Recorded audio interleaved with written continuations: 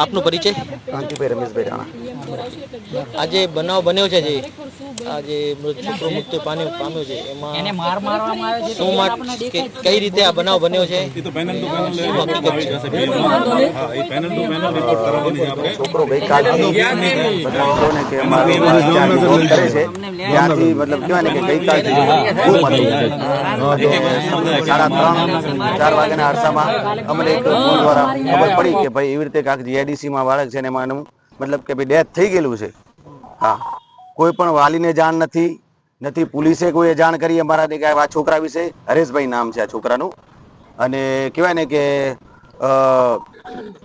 Direct કહેવાય ને કે જે લોકો લઈ આવ્યા છે, જે બોડી લઈ ડેથ બોડી લઈ આવ્યા છે એ લોકોને એવું કેવું છે કે ભાઈ બોડી લઈને રાખી દીધી, નથી પોલીસ આમાં આવી કે નથી કોઈ પ્રકારની કહેવાય ને કે ભાઈ આનું શું ઘટના શું છે સ્પષ્ટ એ કોઈને ખબર હજી પડવા દીધી નથી। એક આદિવાસી સમાજના છોકરાને મારી નાખવામાં આવ્યો છે કે પછી શું કાવતરું શું કરવામાં આવ્યું છે એ કોઈ પણ સ્પષ્ટ બાબત નથી। પોલીસે અમને હજી જાણ કરી, એમના ફેમિલીને પણ જાણ નથી કરી અને ડેડ બોડી ઉતારી આવ્યા છે। કીધું છે કે ભાઈ ફાંસી ખાધી છે એવું કાંઈ કીધું છે। આ છોકરાને ક્યાંથી ઉપાડી ગયા હતા? સેક્ટર 1માં ભગવતી મોટર રિપેરિંગ ત્યાંથી ગઈકાલે ઉપાડી ગયેલ છે।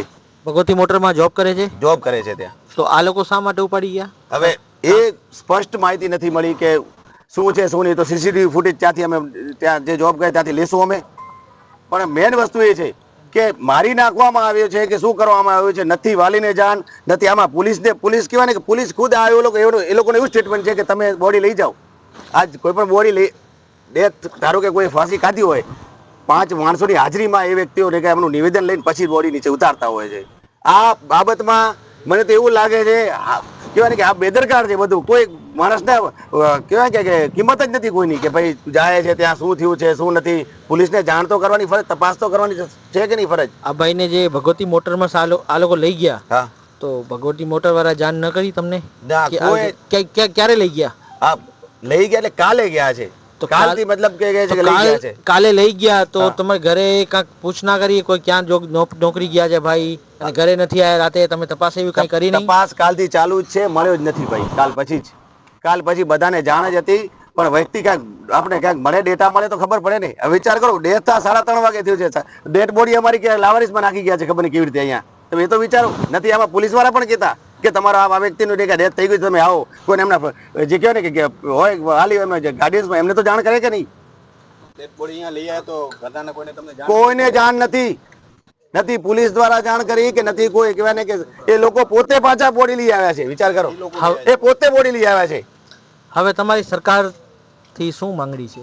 અમારી આ બેદરકાર સિસ્ટમથી માંગણી છે કે આ તપાસની એકદમ નિષ્પક્ષ તપાસ થાય અને શું આનો પુરાવો નાશ કરવામાં આવ્યો છે કે છોકરાને કહેવાય ને કે મારી નાખીને પછી એનો પુરાવો નાશ કરીને શું કહેવાય એક નથી કહેતા કે નાખી દીધો છે લાવારીસ જેમ।